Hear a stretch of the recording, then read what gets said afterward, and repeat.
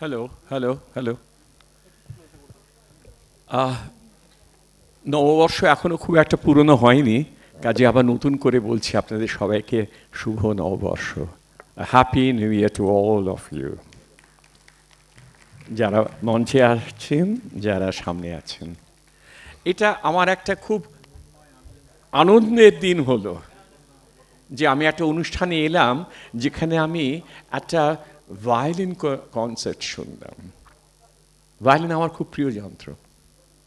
আপনাদের এটা গর্ব করেই বলি, পয়লা এই জানুয়ারি মাসে একটু একটু সাহেব সাহেব ব্যাপার থাকে তো সবার মনের মধ্যে।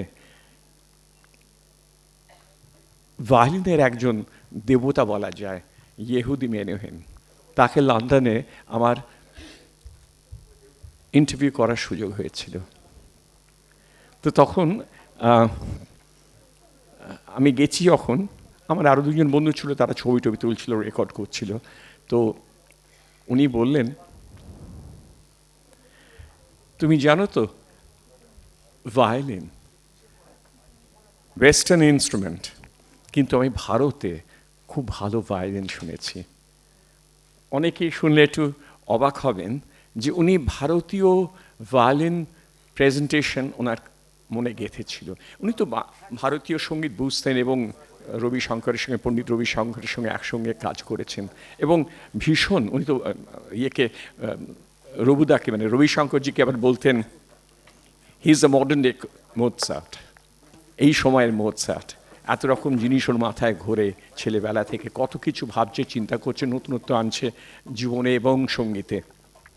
তো আজকে আমার খুব আনন্দ হচ্ছে এই কারণে যে একটি প্রতিষ্ঠান, যেটা আপনারা সবাই জানেন, আমার নতুন করে আর বলার দরকার নেই, তাপসবাবু যেটা করেছেন একাডেমি অফ মিউজিক, এরকম একটা সংগঠন খুব সুন্দর করে বেঁচে আছে এবং বড় হচ্ছে। স্বামীজি বলতেন সমস্ত কিছুর ওপর, সমস্ত শাস্ত্রের ওপর সেরা হলো সঙ্গীত। উনারা বিশ্বাস করতেন। বৈষ্ণবচরণ বসাকের সঙ্গে যখন সঙ্গীত নিয়ে বিরাট সংকলন করলেন, হেন গান নেই ভারতীয় সঙ্গীতের, সেই গোড়ার দিকে সেই ধ্রুপদঙ্গের গান থেকে শুরু করে, যা উনি ওখানে সংকলিত করেননি। গান ওনার অন্তরাত্মার ব্যাপার ছিল। আর ওনার ঘনিষ্ঠতা হয়েছিল সাধু পরম পুরুষ রামকৃষ্ণদেবের সঙ্গে এই সঙ্গীতের মাধ্যমে। প্রথম ওকে দেখেছিলেন, ঠাকুর বলেছিলেন, তুই এতদিন পরে এলি কেন রে, আমি কতদিন তোর অপেক্ষায় রয়েছি। আর ঠাকুর ওর কাছে গান শুনতে চাইতেন, নানান ধরনের গান, তার মধ্যে কিছু রবীন্দ্রসঙ্গীত আছে। আমি 13টা না 14টা রবীন্দ্রসঙ্গীত শনাক্ত করতে পেরেছি, যেগুলো স্বামীজি ঠাকুরকে শুনিয়েছিলেন। আর এই গানের প্রতিষ্ঠান, এটা কিন্তু উত্তর ভারতের নিজস্ব একেবারে নয়।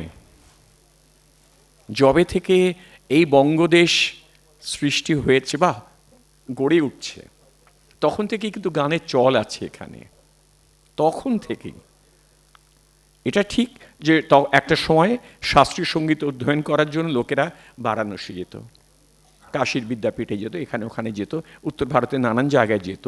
কিন্তু আমাদের এই বঙ্গ, এখন তো পশ্চিমবঙ্গ হয়ে গেছে খাটো হয়ে গিয়ে, সেখানে যে কী চল ছিল তার একটা দীর্ঘ দীর্ঘ ইতিহাস রয়েছে। তাপসবাবুর এই একাডেমি সেই মহৎ ইতিহাসের একটি নতুন, বলা যেতে পারে, কেন্দ্র। আমার ভায়োলিন ভীষণ ভালো লাগে। আমাকে যদি সারা রাত ধরে শুনতে বলা হয় একটি যন্ত্র, তবে হয়তো সেটা হয় শরৎ হবে, নয় সেতার হবে, নয় বেহালা হবে। বেহালার একটা অদ্ভুত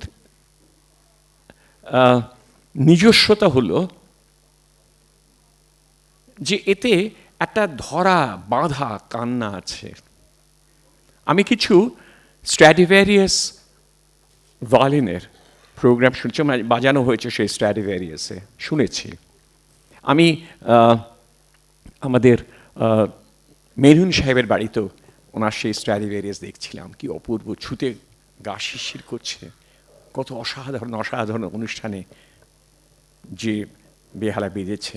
ওনাকে ইন্টারভিউ করার পরে এটা আপনাদের বলি, আপনাদের শুনতে খুব ভালো লাগবে, সুযোগ যখন হয়েছে শুনিয়েই দিই। সেটা হলো ওনার বাড়িতে ঘরের পর ঘর কাঠ দিয়ে গড়া বুককেস, একেবারে মাটি থেকে ছাদ অব্দি চলছে, একের পর এক। আর কত বই, অধিকাংশ বই, প্রায় 90% বই মোহের লেদারে বাঁধানো, দারুণ। আর উপরে সোনার ইয়েভাবে লেখা রয়েছে। উনি ঘুরে ঘুরে 3টে ঘর আমাকে দেখালেন, তারপরে সে আমাকে বললেন এবার তোমাকে আমার জায়গাটা দেখাই বলে উনি যে জায়গায় বসে লেখেন সেইখানে আমাকে দেখালেন। এইরকম একটা চওড়া একটা ডেস্ক আছে, তার সামনে একটা 4 তলা তাক আছে, 4টে তাক। আর সেখানে আমি বললাম অনেক বই সাজানো আছে, তো আমি দেখলাম সেখানে মোৎসার্টের 4 খণ্ড বায়োগ্রাফি আছে, জার্মান এবং ইংলিশে, আরও সব বই আছে, সব গান ইত্যাদির। তা আমি বললাম এই জায়গাটা আপনি আমাকে আলাদা করে দেখাচ্ছেন কেন? বলে these are the books I always come back to. আমি এখানে বসে লিখি, দরকার হলে আমি উঠে গিয়ে বই পড়তে হয় এখানে ওখানে সেখানে যে যেখানে যা আছে, কিন্তু এইগুলো আমাকে সব সময়ে পড়তে হয়। আর ঠিক আই লেভেলে, চোখের লেভেলে দেখি একটা বই, সেটা হলো ক্রিস্টোফার ইশারউডের লেখা রামকৃষ্ণ অ্যান্ড হিজ ডিসাইপলস। আমার গায়ে কি কাটা দিচ্ছে, কি বলবো আপনাদের, আমার গা কাটা দিচ্ছে। তখন আমি বললাম স্যার এই